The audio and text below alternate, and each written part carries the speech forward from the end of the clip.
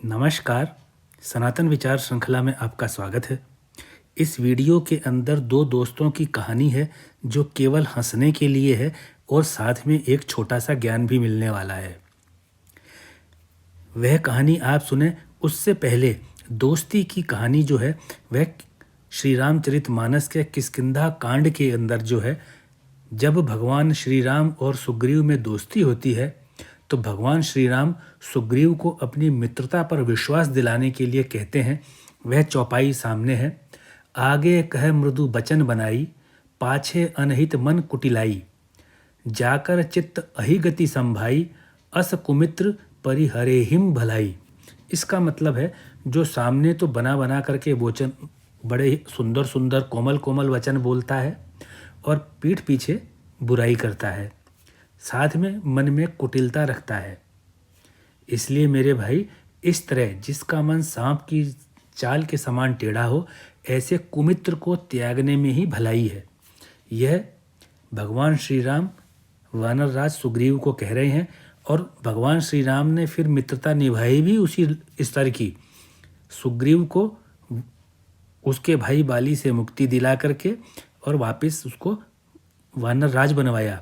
लेकिन एक इसी के विपरीत दो मित्र ऐसे भी हैं जिनके ऊपर हम ये कहानी सुन रहे हैं, जो कि एक काल्पनिक ही होगी लेकिन है बहुत आकर्षक। वह कहानी क्या है, आप उसको सुनिए।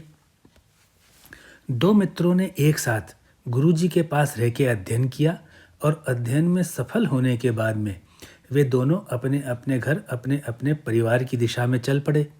रास्ता काफ़ी लंबा था और उन दोनों पैदल ही जाना होता था, तो वे दोनों दिन में तो यात्रा करते और रात में विश्राम करते। इसी तरह चलते चलते एक रात वे एक नगर में रुके। उन्होंने एक व्यापारी के दरवाजे पर पहुंचकर व्यापारी को अपना अपना परिचय दिया और रात भर रुकने की अनुमति मांगी। व्यापारी सरल हृदय वाला था, उसने अनुमति दे दी। जब दोनों मित्रों ने सांध्य पूजा कर ली तो व्यापारी ने अपनी बुद्धि से जाना कि ये दोनों हैं तो मित्र, लेकिन एक दूसरे से ईर्ष्या भाव भी इनमें है। इसलिए व्यापारी ने उन मित्रों को बहाना बना करके अलग अलग उनसे बात की। तो व्यापारी ने उनसे बात करने के बाद में जो व्यापारी को अनुभव हुआ, उस अनुभव ने उस व्यापारी को बहुत दुख दिया। लेकिन व्यापारी अपने जीवन के 80 से ज़्यादा बसंत देख चुका था, उनकी उम्र 80 से ज़्यादा थी, इसलिए वे चुपचाप रहा। लेकिन जब भोजन का समय हुआ तो व्यापारी ने एक मित्र की थाली में भूसा और एक मित्र की थाली में हरा चारा परोस दिया और उन दोनों मित्रों को बिठाकर थाली उनके सामने रखकर सामने खुद बैठ गया। जब मित्रों ने अपनी थाली में भूसा और दूसरे में चारा देखा तो उन्होंने व्यापारी से पूछा, यह सब क्या है और किस लिए है? व्यापारी ने कहा, आप लोगों का भोजन है, जल्दी से आप अपना अपना भोजन शुरू कीजिए, फिर सोने का इंतजाम मैंने कर दिया है। भोजन के बाद आप लोग विश्राम कर लीजिए, क्योंकि सुबह जल्दी ही आप दोनों को आगे की यात्रा भी करनी है, आपके घर भी पहुंचना है, आपके माता पिता सगे संबंधी आपका इंतजार कर रहे होंगे। व्यापारी की बात सुनकर के दोनों मित्रों को गुस्सा आ गया। व्यापारी की बात सुनकर के उन्होंने व्यापारी से कहा, यह आपके परिवार का संस्कार है। आपके घर कोई अतिथि आता है तो आप उस अतिथि को चारा और भूसा भोजन में परोसते हैं। सेठ जी, इस धन का क्या करोगे? यदि आपने शिक्षा पाई होती तो आपको पता होता कि अतिथि से किया गया व्यवहार जगत में सम्मान दिलाता है। लेकिन आपको तो सम्मान की क्या परवाह, आपको तो लोगों का अपमान करने में मजा आता है। इस प्रकार दोनों मित्रों ने व्यापारी को खरी खोटी सुनाई। दोनों मित्र खूब उदास और नाराज हो रहे थे, लेकिन वह व्यापारी बड़े ही शांत होकर के उनका कहना बिल्कुल सुनते जा रहा था। जब दोनों मित्र शांत होकर उठकर जाने लगे तो व्यापारी ने क्षमा मांगते हुए कहा, विद्वानों, इसमें मेरा कोई कसूर नहीं है। जब मैंने आप दोनों से अकेले में बात की तो आप दोनों ने एक दूसरे के बारे में बैल और गधा कहा। एक ने दूसरे के लिए कहा कि उसे क्या मालूम, वो तो बिल्कुल बैल है, और दूसरे ने अकेले में कहा कि वह क्या जानता है, वह तो गधा है। इसलिए मैंने सोचा आप लोग मित्र हैं और आप लोग एक दूसरे की प्रकृति को अच्छी तरह से जानते होंगे। मैं भला आप लोगों के शरीर को देख करके आप लोगों की प्रकृति को कैसे समझ सकता हूँ? आप लोगों ने सालों बरसों साथ बिताए हैं, अध्ययन किया है, तो जब वे आपको बैल बोल रहे हैं तो आप निश्चित रूप से बैल होंगे, और आप उनको गधा बोल रहे हैं तो वे गधे ही होंगे। और मैं क्या क्या जान पाऊँगा बिना जानकारी के?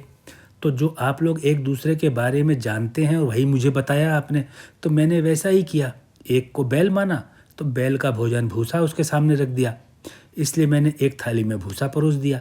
और एक को गधा माना मैंने, तो गधे का भोजन हरा चारा होता है, इसलिए दूसरी थाली में मैंने हरा चारा परोस दिया। अब आप दोनों विद्वान बताइए, इसमें मेरी क्या गलती है? यहाँ पर तो आप समझ रहे हैं कि ये घटना काल्पनिक होगी, लेकिन संदेश और ज्ञान इस कहानी का यह है कि एक तरफ तो सतयुग में भगवान राम ने मित्रता निभाई, सुग्रीव के साथ में बाली का वध किया, बाली से सुग्रीव को राजा बनवाया और सुग्रीव के साथ आजीवन मित्रता निभाई, बिना किसी लोभ के, बिना किसी लालच के। और वहीं ये कलयुग के अंदर इस प्रकार भी कल्पना अगर की जा सकती है मित्रों की, तो यह भी एक कहानी बनती है। परंतु पीठ पीछे इस तरह के अपमानजनक शब्दों का प्रयोग जो एक दूसरे के लिए करते हैं, वह समाज के अंदर आज भी मौजूद हैं। इसलिए यह कहना बहुत ज़रूरी है कि हम आज भी रामचरितमानस से जीवन के हर पल के लिए सही दिशा प्राप्त कर सकते हैं, चाहे वह मित्रता हो, चाहे परिवार में एक दूसरे का सुख और दुख काटने की बात हो। तो यहाँ पर आपको मित्रता वैल्यू और फ्रेंडशिप के नाम पर यह वाला जो किष्किंधा कांड के अंदर चौपाई है, वह आधार लेकर के एक कहानी प्रस्तुत की गई है। चौपाई इसी तरह से आप फिर से सुन लीजिए। आगे कह मृदु बचन बनाई, पाछे अनहित मन कुटिलाई, जाकर चित्त अहि गति संभाई, अस कुमित्र परि हरे हिम भलाई। यह इसका अर्थ है कि जो सामने से बना बना करके कोमल वचन कहता है और पीठ के पीछे बुराई करता है और आपके साथ मन में कुटिलता रखता है, यानी जिसका मन सांप के चाल के समान टेढ़ा है, ऐसा मित्र त्यागने में ही भलाई है। वह मित्र नहीं है, कुमित्र है, वह साथी ही नुकसान देने के लिए, इसको त्यागने में ही भलाई है। तो इस प्रकार से आपके सामने विचार प्रस्तुत किया गया है जो श्री रामचरितमानस के किष्किंधा कांड से है। मैं आशा करूँगा कि अगर आपको यह विचार पसंद आया है तो आप अपने मित्रों से, सहयोगियों से, युवाओं से इसके बारे में अवश्य चर्चा करेंगे और इसको शेयर करेंगे। आपने जो है वीडियो देखने और सुनने में अपने बहुमूल्य समय का अंश दिया है, मैं उसके लिए आपका आभार प्रकट करता हूं और आपको बहुत बहुत धन्यवाद देता हूं।